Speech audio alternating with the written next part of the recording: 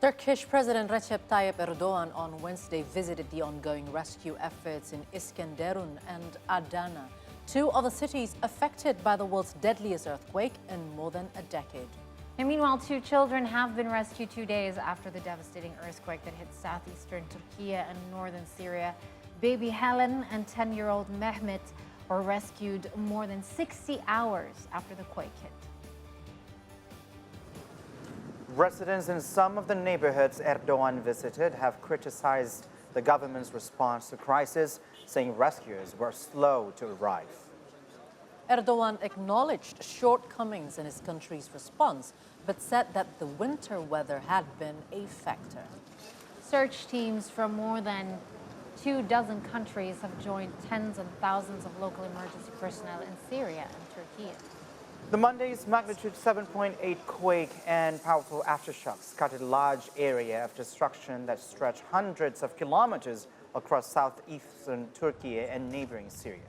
The scale of the destruction from the quake and its powerful aftershocks was so immense and spread over such a wide area, including a region isolated by Syria's ongoing civil war, that many people were still awaiting help.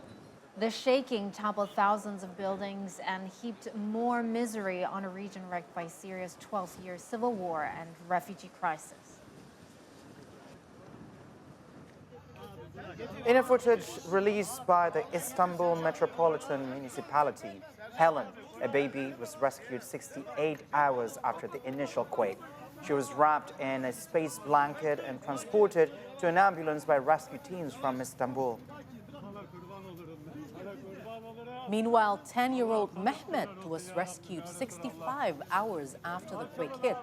There were two of the many rescue efforts that played out after Monday's magnitude 7.8 earthquake and its forceful aftershocks. A frantic race is underway to find more survivors and help the injured as the death toll passed 9,057 in Turkey from the devastating earthquake that struck Turkey and Syria the previous day. The toll is likely to climb further as freezing weather and multiple aftershocks are hampering the rescue efforts despite international assistance.